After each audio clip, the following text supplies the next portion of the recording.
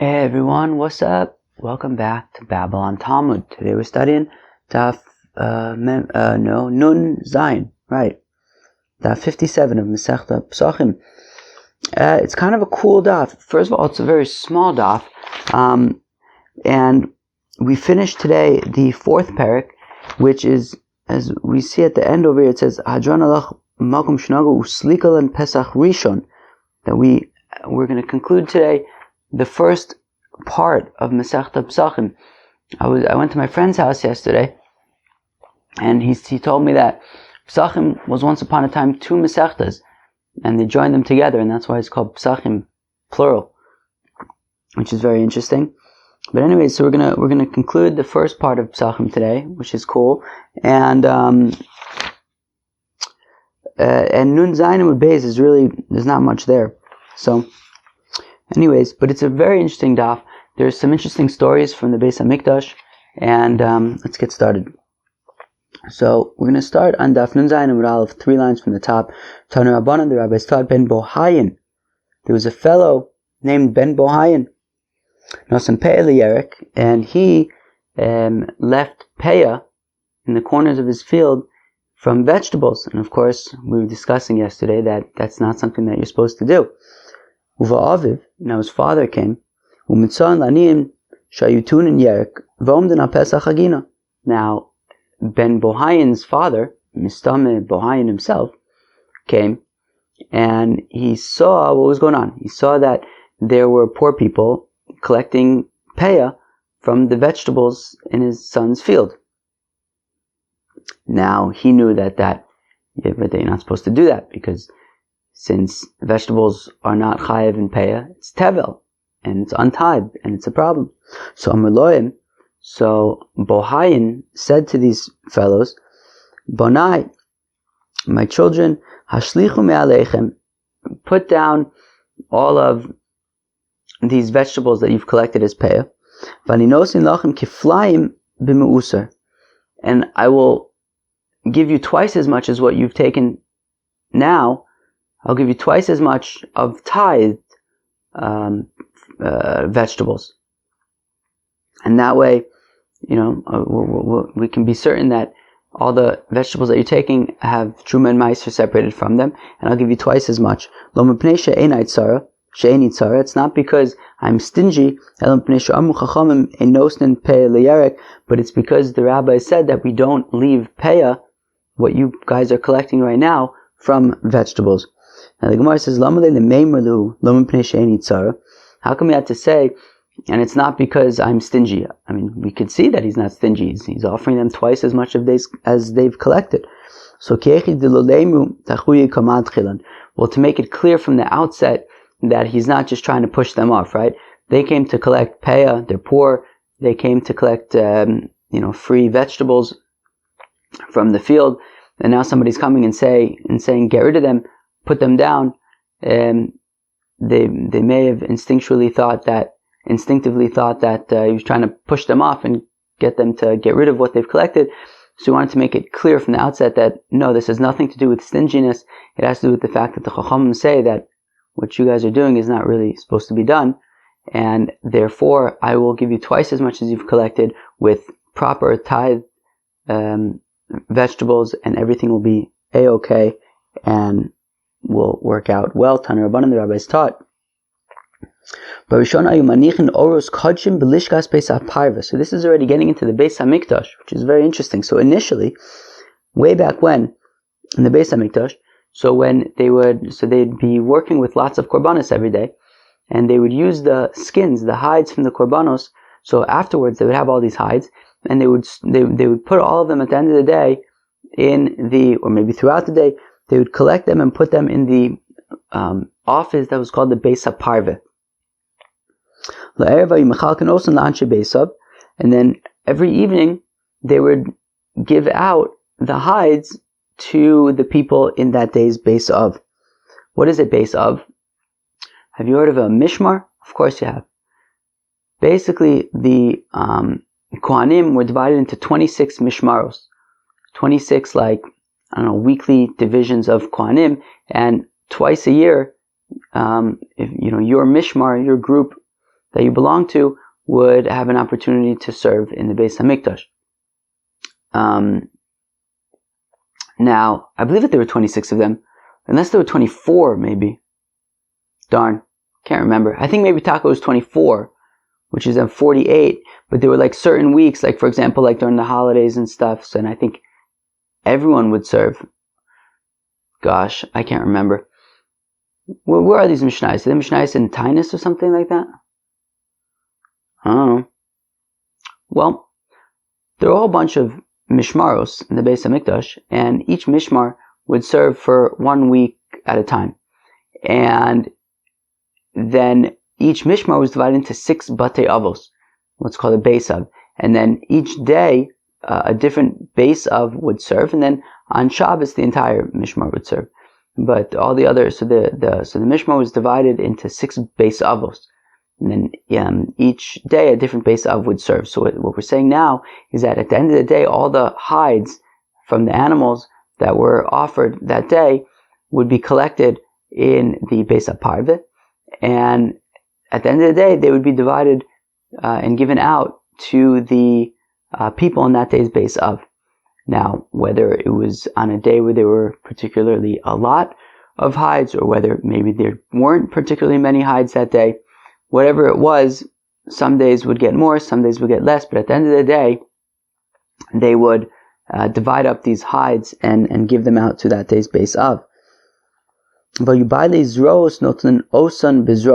was happening was that there were bullies among the Kohanim, and they would take advantage of the weaker Kohanim, and if there was a good hide that they wanted, they would chop it.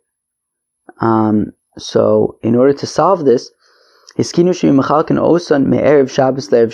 decided, you know what, instead of dividing up the hides every night, and some days there's more, some days there's less, and it leaves too much of an opportunity for the stronger Kohanim to take advantage of the weaker ones. How about this? We're going to save up all the hides throughout the week. On Erev Shabbos, we will monitor and be in charge of dividing up the hides, and that way we can hopefully ensure that there's no advantage taking going on. Dasan kulum mishmar v'shaklam ba'adade, and the entire mishmar will come and take together, and that way we'll make sure that everything is okay. But still, the more powerful Kohanim were chopping the better hides for themselves. So all the Kohanim got together and they said, you know what? We're just going to be makdish all of the hides to the Beis HaMikdash. We're going to be makdish them. And therefore, we're not going to take any of them. They're all going to go to the temple treasury, and that's that.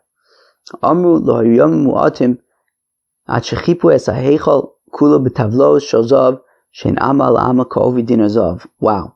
And then, so once they began just donating all of the hides from all of the korbanos to the temple treasury, and then the temple treasury could sell them and make money, well, what happened was, sure enough, shortly thereafter, they had enough money from the hides that they covered the entire heichal. Right? They bought like plaques of gold, and they were able to cover the entire, all the walls of the heichal in gold. And the gold was 1 amma by 1 amma. Each plaque was 1 amma by 1 amma, ke'ovi dinar zav, and it was in the thickness of a dinar of gold. So wow. V'laregel, and on the 3 regalim, hayu mekaplin osan umanichin osan agav maila baharabayis, and on the 3 holidays, they would take them down and they would stack them up on like the stairs going up to the Azara, so that all the pilgrims would be able to see that, how beautiful the craftsmanship was on these gold plates, and that there were no mistakes or messing ups. Wow. Tana, Abashol Omer says, Abashol Korosh Shel Shikma Hayu Biricho. There were beams of sycamore in Jericho, and bandits would come, and strong bandits, nudnik fellows, would come and take these beams, these sycamore trees, and they would take them. So Amdu Bailim Veiktishim Lashamayim, and the owners went and made them hektish, so that I don't know. I guess maybe the idea was that these people wouldn't bandit them if they were hektish, I guess, or at least maybe they can try something.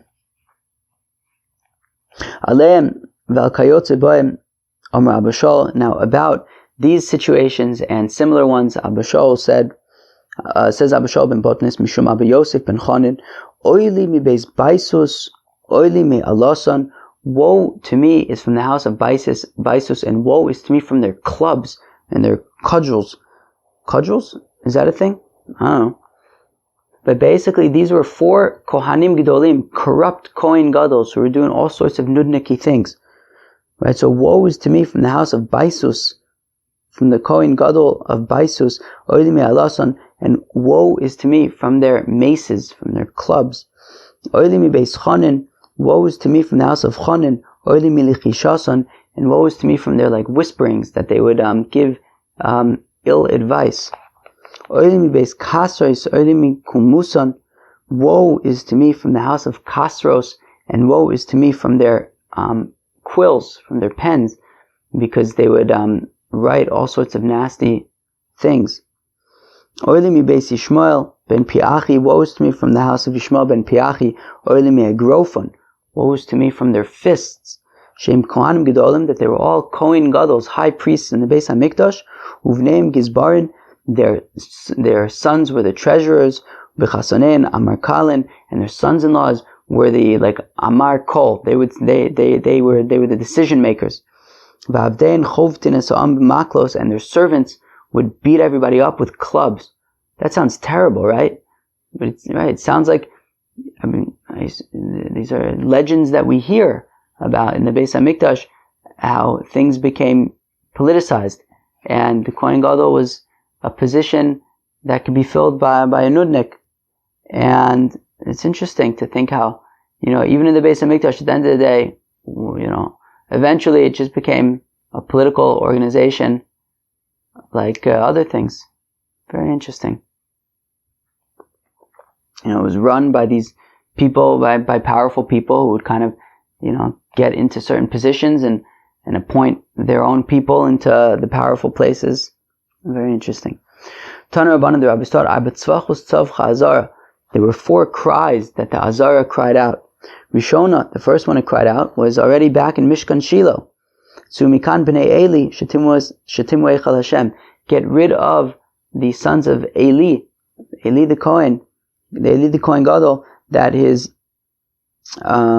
children made impure the sanctuary of God. V'od tzavcha, and the Heichal also cried out, the Azara also cried out, Semikan Yisachar ish kfar bar koi, get rid of Yisachar ish kfar bar koi, shemechabed es atzmo, that he honors himself, umechal kodesh shamayim, and he desecrates the holy things of God. Tehava korech yodei b'shiroi, that he would wrap his hands in silks, v'avid avoda, and he would do the avoda. And of course, we learned at the end of Masechta Eruvin that you can't have any chatzitza between your hands and the avoda that you're doing. You can't, right? We talked about bandages, right? Removing bandages on Shabbos so you can do the avoda without a chatzitza. So Yisachar ish kfar bar koi was wearing fancy silks and things when he was doing the avoda, and that's a problem. V'od savcha azar, the Azara also cried out, and the next 2 seem to be positive things.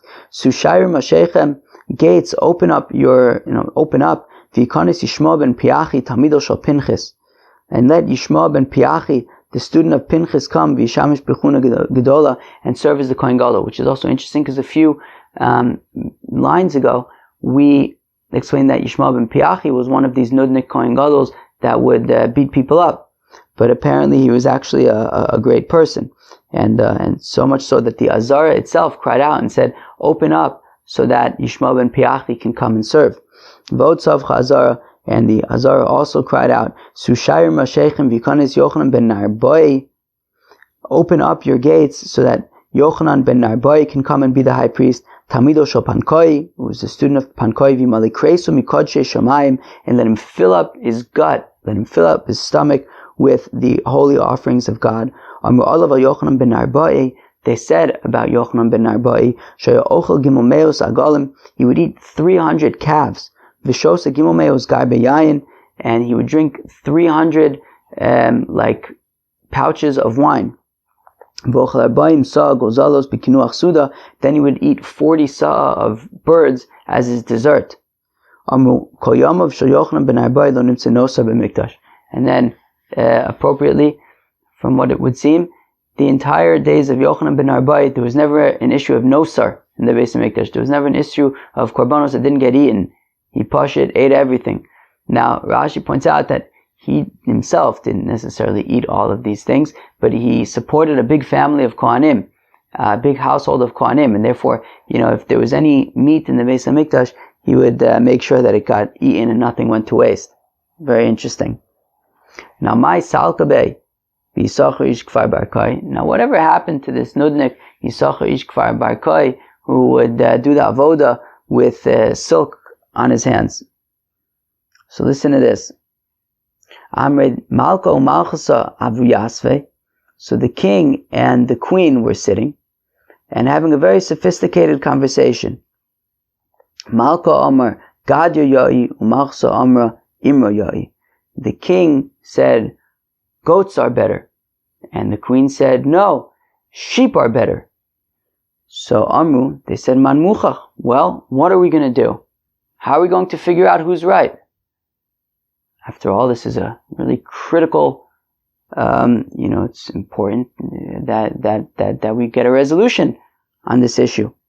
So, Kohen Gadol. Well, why don't we get the Kohen Gadol? Because after all, he must be the expert. He'll know if goats are better or if sheep are better. So the Kamasa Korbanos Koyoma, because after all, he's offering Korbanos every single day. He must know if goats are better or if sheep are better.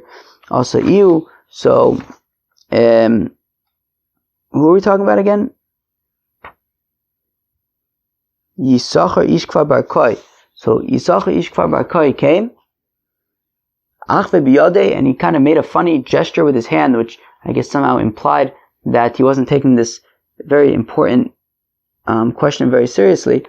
And he said, well, Igad Yoyoi Yas Yisak L'Tmida. Well, if goats were better, then we would offer them as the Korban Tamid in the Beis HaMikdash. But we offer sheep as the Korban Tamid. So clearly, Mr. King, goats are not better. Sorry, buddy. Well, Amar Malka, Ho'ov lo havile eimsa de malchusa nifsiku limine. So the king says, well, clearly, Yisachar Ish Kfar Bar Kai, you didn't realize the gravity of this question and how important it is. And for that reason, we're going to cut off your hand. Wow. I wouldn't have thought that this would be such a significant question.